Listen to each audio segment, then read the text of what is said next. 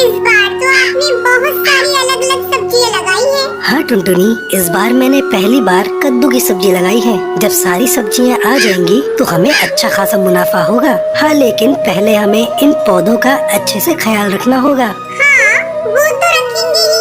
मैं और आप कोशिश करते रहेंगे।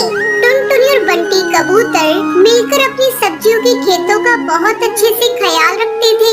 उनके खेत भी उन दोनों की कमाई का जरिया थे। धीरे धीरे उनके पौधों में सब्जियां लग गई। ये देखकर वो दोनों बेहद खुश थे। लेकिन एक दिन टुनटुनी ने देखा कि घर का सारा राशन खत्म होने की कगार पर है। अजी सुनते हो, सारा राशन खत्म होने वाला है। आज आखिरी बार खाना बनाऊंगी। अच्छा, कोई बात नहीं, कल कुछ सब्जियाँ तोड़कर बाजार में बेच दूंगा, ठीक है? उस रात टुनटुनी और बंटी कबूतर सो गए। तभी तेज बारिश शुरू हो गई। बारिश के साथ तेज आंधी भी शुरू हो जाती है। मौसम अपना कहर बरसा रहा था। तभी एक बिजली की आवाज सुनकर टुनटुनी की नींद खुल गई। उसने बरसात की आवाज सुनी और अपने पति को उठाने लगी। अजी उठिए, उठिए, बाहर आंधी तूफान आया है। क्या? हाँ, आवाज सुनिए। जब बंटी कबूतर डाल पर आकर देखता है, तब तक तेज आंधी से सारे पेड़ पौधे उखड़ चुके थे। टुनटुनी, सारे पौधे उखड़ चुके हैं। हे राम! आप पहले अंदर आइए। बंटी कबूतर घर के अंदर आया और उसने दरवाजा बंद कर दिया।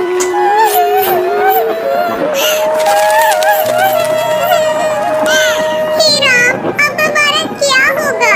घर में तो राशन भी नहीं है। अब हमें भूखा रहना होगा। हे भगवान, तूने सारी मेहनत बेकार कर दी। अब मैं क्या करूं? अब क्या होगा? रो मत टुनटुनी, कुछ न कुछ जरूर होगा, लेकिन हमें भूखे मरने की नौबत नहीं आएगी। मौसम की मार से उनके सारे पौधे खराब हो चुके थे। ये सोचकर वो दोनों परेशान थे और सुबह हुई और मौसम का कहर रुक गया।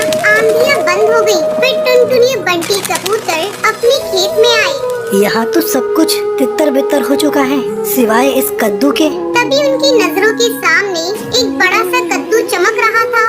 मैं सोच रही हूँ, इसे बेचकर ज्यादा पैसे तो नहीं मिलेंगे। क्यों ना हम इसे घर में ही रखें? कम से कम इसकी सब्जी बनाकर कुछ रोज हम दोनों का पेट तो भर सकता है। हाँ, तुम सही कह रही हो टुनटुनी, चलो इसे अंदर ले चलते हैं।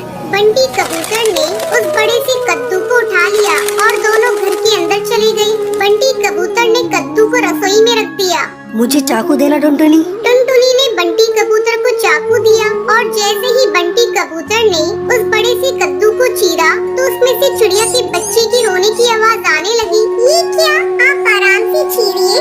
बंटी कबूतर ने आराम से कद्दू को चीरा तो उसके अंदर उन्हें एक छोटी सी चिड़िया की बच्ची दिखी। हैं? ऊपर वाले कद्दू में ये बच्ची कैसे आ गई?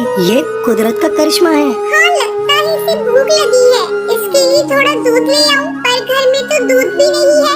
एक काम करती हूँ, पड़ोस की हरी काकी से ले आती हूँ। जब तक आप इसे संभालिए।